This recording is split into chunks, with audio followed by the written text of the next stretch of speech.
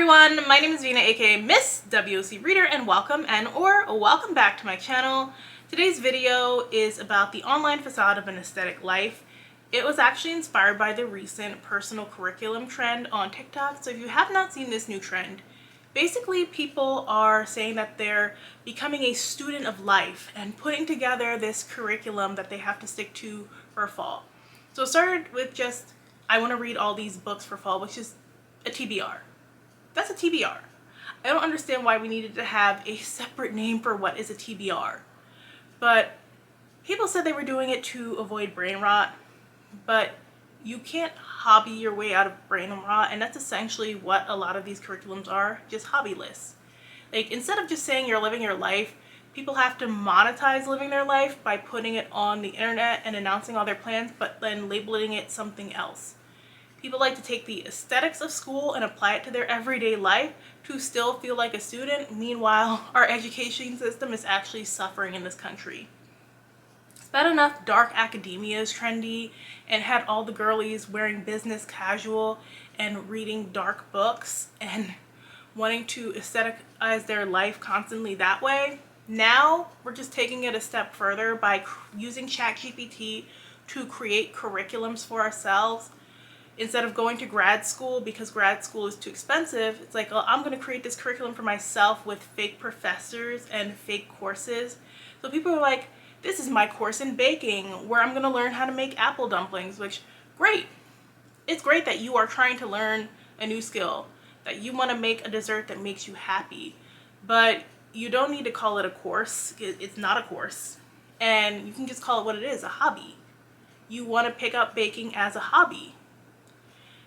So people are like, here's my course for English, and it's reading a lot of the books that they think you should be reading, which some of them do fall under the dark academia umbrella. One that I keep seeing on a lot of people's personal curriculums is Catabasis by R. Huang. So I did a review on Babbel a couple of years ago. I didn't like that book from a storytelling perspective. I feel like the characters were bare minimum. I feel like the plot was bare minimum. I feel like that book leans heavily on making people feel smarter because there's a million footnotes explaining various things and it reads more like a textbook. But to me, from a storytelling perspective, that book is just not good. But I've noticed, like, in the past few years how a lot of people kind of use it to be pretentious. And a lot of people seem to think that reading R. Huang books inherently makes them smarter. And they also use her books to put down other people, which I also don't like. She's not the only literary author. She's not the only academic author. So it's wild to me to see people saying, oh, you don't like her book? That's just because you are too stupid to understand it. I'm like, so you don't know how to have a discussion about books without insulting people, and you don't know how to have a discussion about books where you can't just talk about your differences in opinion of how you consume that story. Like, yes, she does have her fair share of haters who hate her because she's a woman in academia. She has her fair share of haters who are racist, but then there are a lot of people mixed in there who just don't like her books from a storytelling perspective, and I feel like their views are pretty valid. I've seen some very interesting discussions, and a lot of times her personal life does come into the mix, yes, but that's because so much of what she writes is very intricately tied to her personal life. She flat out says, I wrote this, like, this is like a stand-in for me and my partner's experience. Some of the critiques against her own work have ended up in these books. So it's hard to kind of separate her from her books. And I don't love the argument of separating the art from the artist, because that just like, we can use the same argument for like very problematic authors like J.K. Rowling, which at this point you should not be separating the art from the artist. She is very much using her funds from that art to destroy communities and to put down other marginalized groups. So I find that to be kind of funny that people are flocking to that specific book as a part of their personal curriculum. as a way to be trendy while also seemingly appear smarter. I think that instead of creating personal curriculums using community destroying AI, we could actually be going out into the community and volunteering at the schools. They need a lot of help at the schools. I've done volunteer work at the schools when I've had the chance through my job. Right now I'm in a newer job, a new company, new position, so I can't really go out right now. But once I'm able to, I want to start volunteering at the schools again, because there's so many different ways that you can help them, and it really does make a difference. If you can help run an after-school program, that's great too. Give back. Donate books where you can. We are in a community where people have a shopping addiction, but they don't want to admit that they have a shopping addiction. For some reason, if you are hauling a bunch of clothes from Shein, people can see how that's a shopping addiction and tell you how wrong that is. But when they turn around and do the same thing with books, they're like, well, reading books and buying books are two different hobbies. I'm a collector. You're not a collector. You just buy everything you see as long as the cover looks pretty. And I see a lot of people who constantly talk about being in debt. One video, and then the next video they're hauling 50 plus books, and then in a year from now they're going to unhaul half the books that they just hauled because they really weren't interested in those books. It was just the serotonin of being able to buy new things that got to them, and also they saw everybody else buying those books, so they had that FOMO. FOMO is driving so much of our content right now, and it's really stifling people's creativity. Like, we see it in coloring talk. Coloring should be a cheap and simple activity. Instead, we are seeing people spend thousands of dollars to buy fancy markers. We are seeing people buy all of the same coloring books. And we are seeing them coordinate everything a certain way. You have to have the right sunlight in your videos. You have to have the perfect aesthetic. You have to create the perfect cozy space. And I follow some cozy creators, so I don't have a problem with creating a cozy space, but I think people need to do it within their own means. If you don't have the budget to do it, don't go into debt trying to chase these trends. Do with what you can. Make your own little cozy space at your budget versus spending all this money on credit cards that you really cannot afford. Like, for me, I can say my student loans are paid off. I don't have any debt. I have a car loan, which I purposely took out because in this country you also have to have credit lines running for in case you need to borrow in the future. So I could have outright paid for my car, but I had to take out a car loan just so I could have good credit, because I have credit cards, but I just use my credit card as a debit card and I pay it off at the end of the month.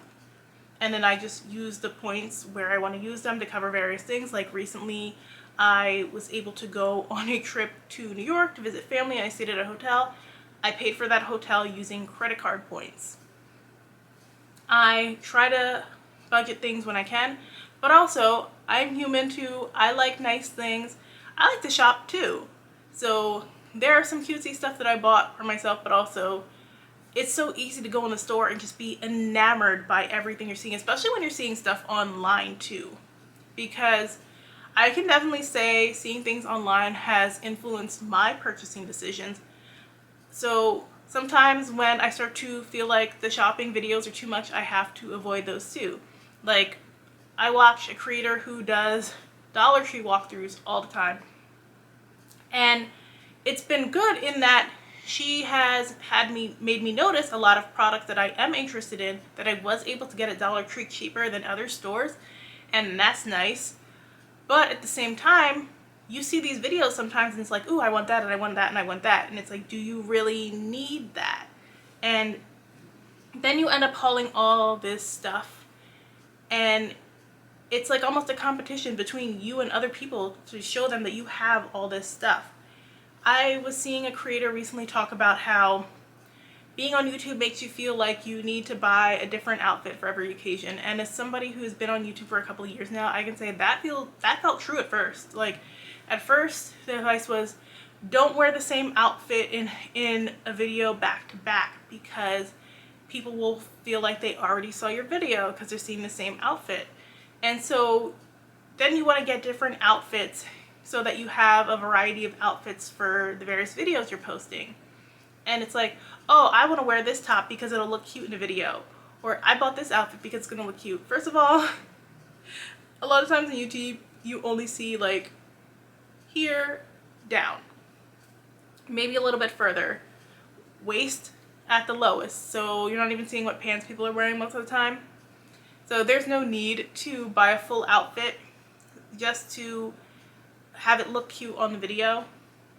There were some tops that I bought, I thought they looked cute and they would have looked cute for content, and that's why I bought them.